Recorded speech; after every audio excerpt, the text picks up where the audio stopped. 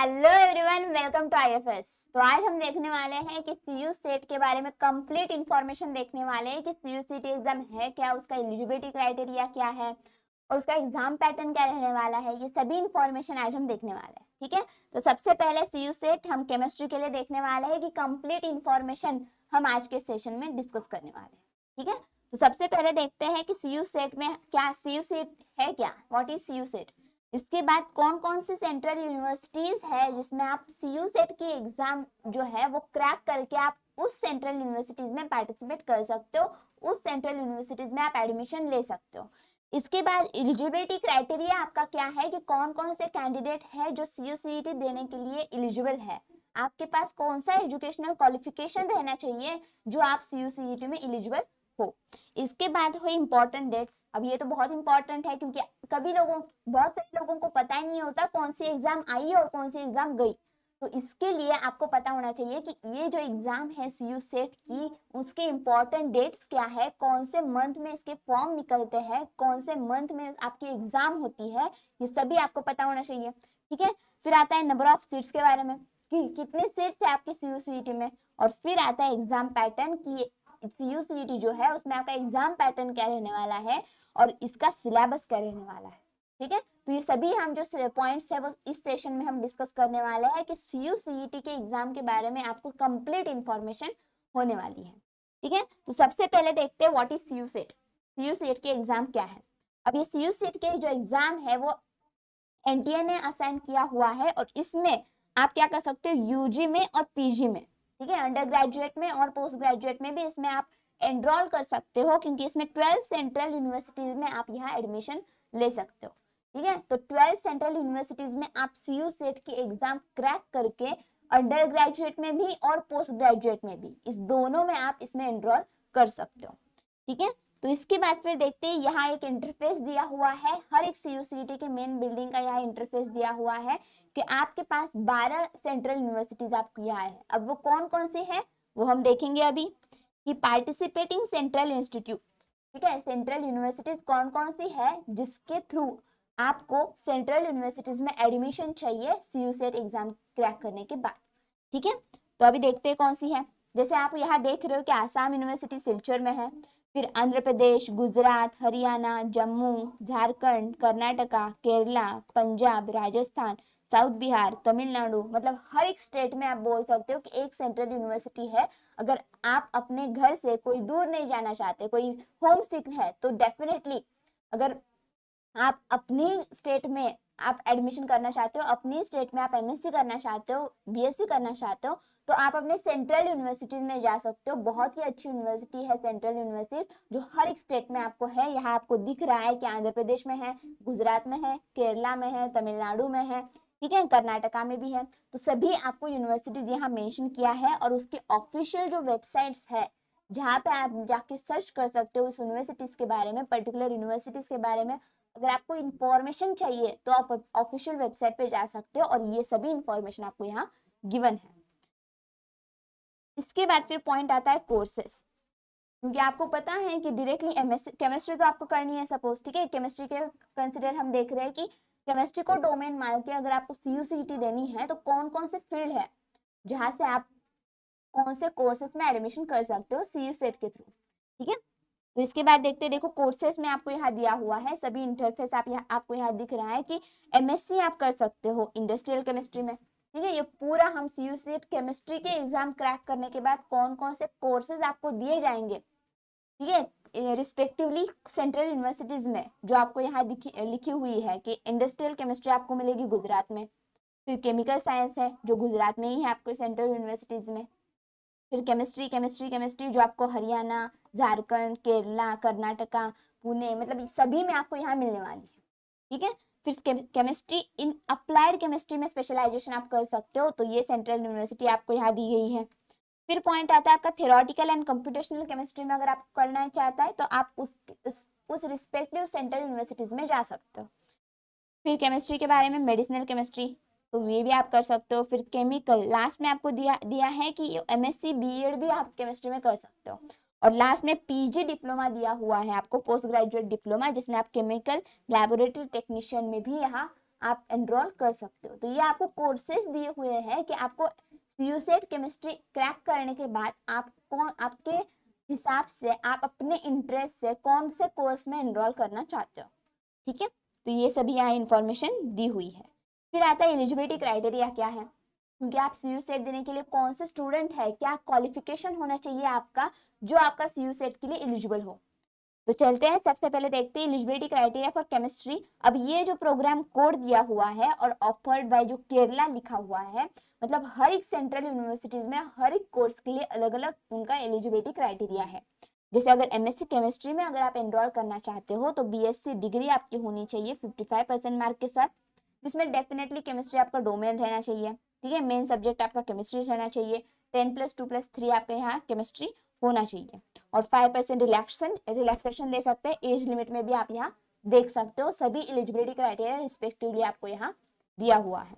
अब ये आपको प्रोग्राम कोड दिया हुआ है, इसके accordingly industrial chemistry, chemical science, chemistry में आप यहाँ देख सकते हो गुजरात में जो सेंट्रल यूनिवर्सिटीज है उनके लिए आपको अगर केमिकल साइंस और इंडस्ट्रियल साइंस में चाहिए तो आपको बीएससी होनी चाहिए आपको केमिस्ट्री के साथ। ठीक है, इंडस्ट्रियल केमिस्ट्री के साथ होनी चाहिए अगर इंडस्ट्रियल चाहिए, अदरवाइज केमिकल साइंस के साथ केमिस्ट्री होनी चाहिए, इंडस्ट्रियल भी हो सकता है। फिर केमिस्ट्री अगर आप देख रहे हो प्रोग्राम कोड आपको दिया हुआ है, हरियाणा और झारखंड में भी आप यहाँ देख सकते हो रिस्पेक्टिवली एलिजिबिलिटी क्राइटेरिया क्या होने वाला है।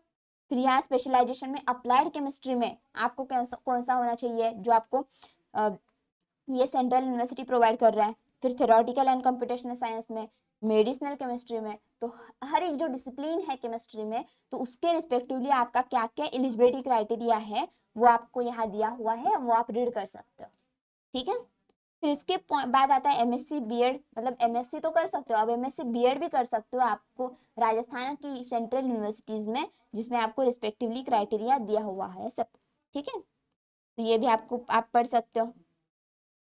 अगर पीजी डिप्लोमा करना है आपको केमिकल लेबोरेटरी टेक्नीशियन के फील्ड में तो आप सीयूटीएनडी मतलब तमिलनाडु में जो सेंट्रल यूनिवर्सिटी है उसमें आप एडमिशन ले सकते हो। फिर इंपॉर्टेंट डेट्स क्या है, ठीक है, इंपॉर्टेंट डेट्स मतलब कौन से मंथ में आपके फॉर्म्स रिलीज होने वाले हैं, कौन से मंथ में आपके एग्जाम होने वाली है, तो ये सभी लेके आए देखें। तो ये आपको पर्टिकुलरली सभी जो इन्फॉर्मेशन है वो हमने ऑफिशियल वेबसाइट के इंफॉर्मेशन ब्राउचर से उठाई है, तो 100% ये आपकी करेक्ट है। तो डेफिनेटली आपको इसमें ध्यान में रखना है इंपॉर्टेंट डेट्स क्या होने वाले हैं। अब यहाँ इंपॉर्टेंट डेट्स यहाँ 2021 के मेंशन किए हुए हैं मैंने कि डेट आपकी जो एप्लीकेशन फॉर्म का करेक्शन है वो सितंबर से है। फिर एडमिट कार्ड आपको डाउनलोड किया जाएगा, क्योंकि कोविड की सिचुएशन थी तो वो बोले कि अनाउंस लेटर किया जाएगा। एग्जाम क्या रहने वाली है आपकी, कंप्यूटर बेस्ड एग्जाम रहने वाली है। एमसीक्यू यहाँ पैटर्न होने वाला है। ड्यूरेशन रहेगा 2 घंटे का, मतलब 120 मिनट्स का। ठीक है, और ये स्टार्ट एग्जाम मतलब एग्जामिनेशन डेट आपको दी हुई है सितंबर के मंथ। ठीक है, सितंबर के इस मंथ में मतलब 15, 16, 2021 में। ठीक है, मतलब लास्ट साल की इंफॉर्मेशन है, तो उसके हिसाब से आप देख सकते हो कि इस साल कौन कौन से डेट्स आए हुए हैं, कौन कौन से डिक्लेयर हुए हैं। एग्जामिनेशन सेंटर भी जो आपको एडमिट कार्ड पे दिया होगा। ठीक है, टाइमिंग यहाँ दिया हुआ है, क्योंकि पेपर कोड सेंट्रल यूनिवर्सिटी बहुत सारे कोर्सेज प्रोवाइड करती है, फिजिक्स, केमिस्ट्री, मैथ्स, बायोलॉजी ये सभी प्रोवाइड करती है, तो उसके हिसाब से पेपर कोड के हिसाब से आपके एग्जाम का शिफ्ट होता है, कौन से टाइमिंग में आपका एग्जाम होने वाला है, मॉर्निंग शिफ्ट, आफ्टरनून शिफ्ट। ठीक है, फिर यहाँ आपको दिया हुआ है कि रिजल्ट कब डिक्लेयर होगा और वेबसाइट आपको ऑफिशियल वेबसाइट यहाँ दी हुई है। ठीक है, फिर इसके बाद पॉइंट आता है कि कितने फीस आपको पे करनी है। एग्जाम तो पता है, अब एग्जाम फॉर्म अगर फिलअप करना है तो कितने फीस आपको देनी पड़ेगी। अब इसमें फीस आपको जो जनरल कैटेगरी है वो आपको 800 दे सकते हो। ठीक है, पीजी के लिए मैं पोस्ट ग्रेजुएट के लिए कंसिडर कर रही हूँ। ठीक है, तो SC ST अगर है तो 350 दे सकते हो, और PW कैंडिडेट अगर है तो आपको कोई भी फी पे करने की जरूरत नहीं है। और ये आपको CUCET के लिए आप नेट बैंकिंग के through, debit card, credit card और UPI वॉलेट से भी आप यहाँ पेमेंट कर सकते हो। ठीक है, और यहाँ आपको दिया हुआ है कि अगर कोई स्टूडेंट अगर कोई केमिस्ट्री वाला है तो केमिस्ट्री का वो फिजिक्स का भी पेपर देना चाहता है तो एडिशनल आपके टेस्ट पेपर के चार्जेस यहाँ रहने वाले हैं 200 फॉर जनरल कैटेगरी और 75 फॉर ST ST कैटेगरी पर टेस्ट पेपर। ठीक है, तो यहाँ आपको यहाँ सभी इंफॉर्मेशन गिवन है। फिर मोड ऑफ एग्जाम मैंने ऑलरेडी आपको बताया कि CBT होने वाला है, जो ड्यूरेशन रहेगा 2 आवर्स का, 120 मिनट्स का एग्जाम है आपका। Medium definitely all over India होने वाला है, तो ये आपका इंग्लिश में आपका यहाँ पेपर आने वाला है। और शिफ्ट आपकी यहाँ केमिस्ट्री के लिए, पर्टिकुलरली केमिस्ट्री के लिए मैं मेंशन कर रही हूँ कि केमिस्ट्री के लिए आपका क्या होने वाला है यहाँ शिफ्ट। केमिस्ट्री के लिए आपका मॉर्निंग शिफ्ट 10 to 12 में आपका यहाँ पेपर होने वाला है CU सेट का।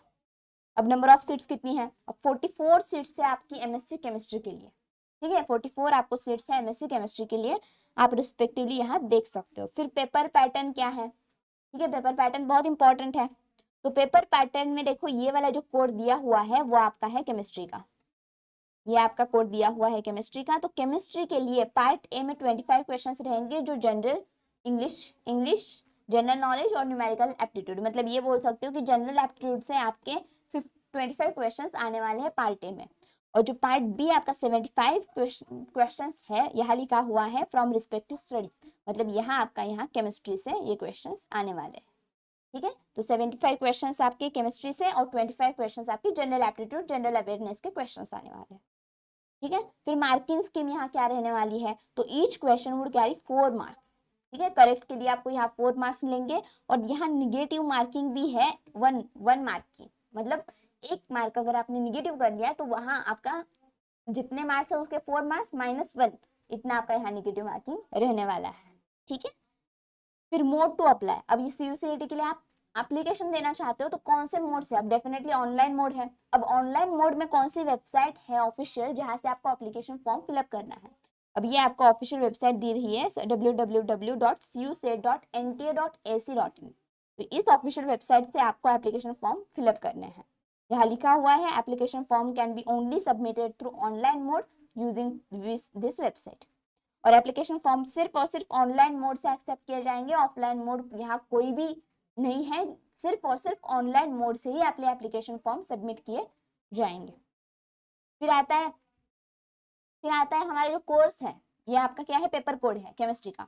तो केमिस्ट्री में जो कोर्सेस है वो कौन कौन से हैं? ऑलरेडी मैंने बताया आपको, इंडस्ट्रियल केमिस्ट्री है, केमिकल साइंस है, अप्लाइड केमिस्ट्री है, थ्योरेटिकल केमिस्ट्री है, कंप्यूटर केमिस्ट्री, मेडिसिनल केमिस्ट्री, बस आपको यही दिया हुआ है, ठीक है। अब सिलेबस क्या है MSc केमिस्ट्री के लिए? पूरा ओवरऑल मैं कंसिडर कर रही हूँ कि MSc के लिए कौन सा सिलेबस है।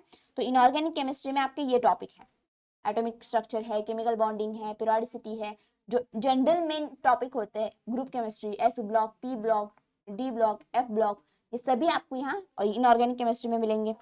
फिर आता है आपका पॉइंट फिजिकल केमिस्ट्री में। फिजिकल केमिस्ट्री में डेफिनेटली क्या होने वाला है, thermodynamic, kinetics, electrochemistry, quantum chemistry, solid state, यही इंपॉर्टेंट टॉपिक्स होने वाले हैं। फिर आता है पॉइंट आपका ऑर्गेनिक का। ऑर्गेनिक में ये मेजर टॉपिक बस मैंने मेंशन किए हैं। अब रिस्पेक्टिवली इसके अकॉर्डिंगली आप ऑफिशियल वेबसाइट पे जाके सभी सिलेबस सर्च कर सकते हो, ठीक है। तो बायोमोलिक्यूल है, फंक्शनल ग्रुप केमिस्ट्री है, GOC है, तो ये यहाँ मेंशन किया हुआ है। तो ये IFS केमिस्ट्री का हमारा एक ऑफिशियल यूट्यूब चैनल है। अगर आपको कोई भी इंफॉर्मेशन चाहिए तो आप IFS केमिस्ट्री के ये इस यूट्यूब चैनल पे आप यहाँ सब्सक्राइब कर सकते हो, और इम्पोर्टेंट इंफॉर्मेशन आपके पास सबसे पहले पहुंचने के लिए इस बेल आइकॉन को आप हिट कर सकते हो, ठीक है। बेल आइकॉन को क्लिक कर सकते हो, मतलब कोई भी लाइव चल रहा है, कोई भी इंफॉर्मेशन है वो आपके साथ जुड़ जाए, तो इसलिए आप ये IFS केमिस्ट्री एक यूट्यूब चैनल है, वहां पर आप सब्सक्राइब कर सकते हो, इस हमारे यूट्यूब फैमिली का हिस्सा बन सकते हो, ठीक है। तो ये एक हमारा सेशन है। उसके बाद IIT जाम केमिस्ट्री के लिए, IFS केमिस्ट्री में ही IIT जाम केमिस्ट्री में आपका यहाँ एक यूट्यूब चैनल है, जो भी BSc के स्टूडेंट्स हैं उनके लिए बहुत ही इंफॉर्मेटिव लेसन्स इस IFS केमिस्ट्री में यूट्यूब चैनल पे पड़े हुए हैं, वो आप थोड़ा सा एक्सप्लोर कर सकते हो। IIT जाम केमिस्ट्री को चैनल को भी आप सब्सक्राइब कर सकते हो और बेल आइकॉन को प्रेस कर सकते हो, क्योंकि important videos according to exam आपके यहाँ होते रहते हैं। तो बस यही सभी इंफॉर्मेशन थी CUSET के बारे में, कंप्लीट इंफॉर्मेशन हमने अभी डिस्कस की है। तो यही सब इंफॉर्मेशन थी, क्योंकि CUSET के फॉर्म सभी निकलने वाले हैं, तो इसीलिए बस आपको इन्फॉर्म करने के लिए ये हम सेशन लेके आए थे। So thank you everyone and happy learning.